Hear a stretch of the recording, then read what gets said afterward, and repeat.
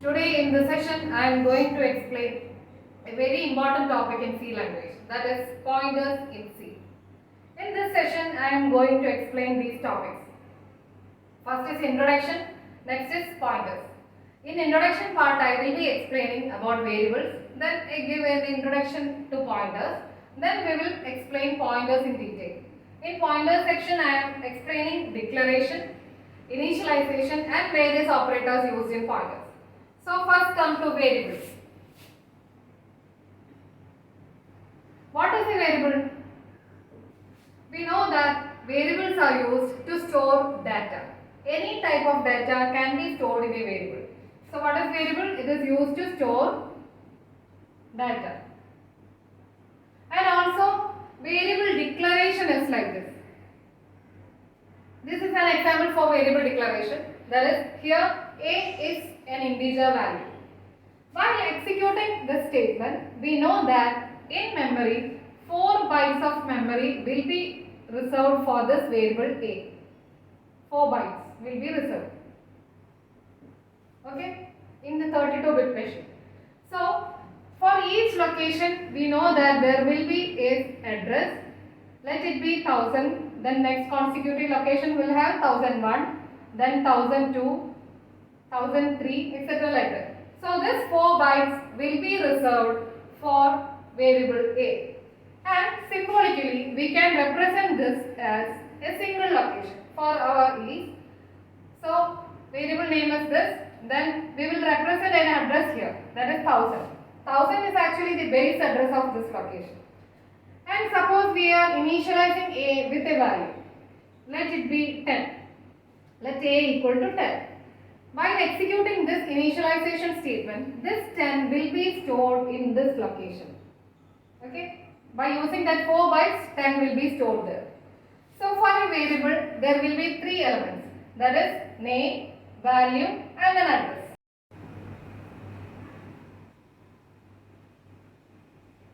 Pointers are also variable, but pointers are special type of variables which can store address of a variable.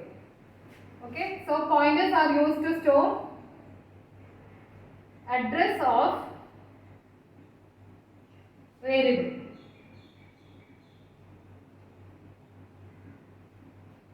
And please note that this pointer only store address. Declaration of pointers. The syntax of declaration of pointers is like this: data type star ptr name or asterisk. And for example, int star p. This is a pointer declaration. Here p is a pointer. For indicating p as a pointer, we are using this asterisk here. Then so p is a pointer which can store the address of an integer variable. So while as in variable declaration, while executing this statement, a memory location will be reserved for p and there will be an address, say it is 2000. So this is all about declaration of pointer. So next we will go to initialization of pointer. Initialization. What do you mean by initialization? Initialization is the process of giving an initial value to a variable or a pointer variable. So for explaining this initialization, I will take an example. So let there is a variable int b equal to 20. So inside memory, what is happening? A 4 byte memory will be reserved for b.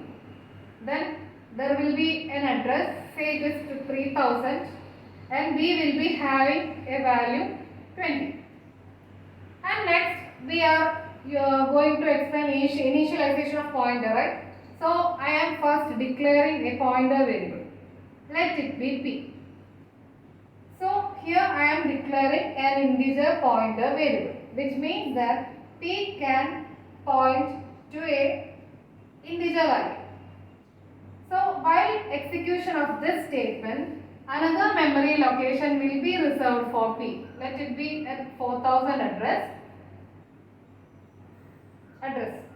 These two declarations. I am going to initialize the pointer variable. The pointer variable can be initialized by using this operator. This operator is called as address operator, that is ampersand sign.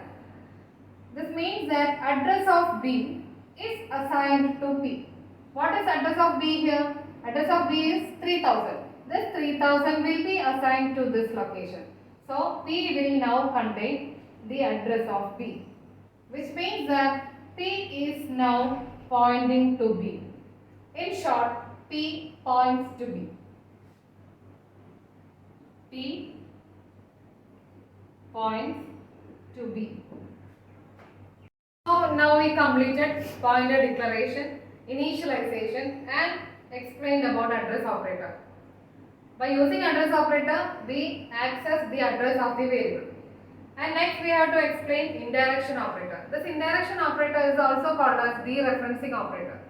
So using this indirection operator or dereferencing operator, we can access the value inside a variable by using the pointer. So we got the address of this variable here.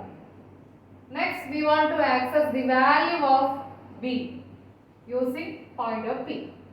We know that we can access by using this variable name itself. That is, we can access this 20 by using this variable name. So next we are going to access the value 20 using pointer P. Okay. So suppose there is a printf statement like this. Printf %B B. What will be the result? The result will be 20. And here we are giving D means it is an integer value. That's why we are giving D here. So this statement will return 20. And next I am going to access this same 20 value using pointer P. So it will be like this.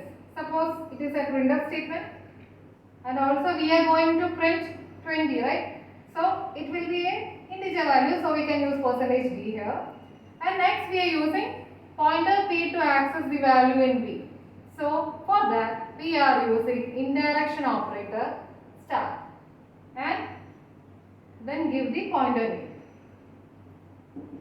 So this is the usage of indirection operator. And what is the meaning of this statement? This means that P is now pointing to the value in B. That is star P means value pointed by P. Value pointed by P means value pointed by P is what? 20. So what will be the result of this statement? It will be also 20. So now we access the value in variable B directly and also indirectly. That's why the name indirection operator. And this indirection operator is also called as what? Dereferencing operator. So by using indirection operator, we can indirectly access value in a variable. And also suppose we are using this statement like this, printf. Suppose we want to print the value in P. So we can use a statement like this, %x, P. What is this P? P will hold an address, right? It is represented in hexadecimal form. So for printing this hexadecimal form, we are using %x. So this is all about an introduction to pointers in C.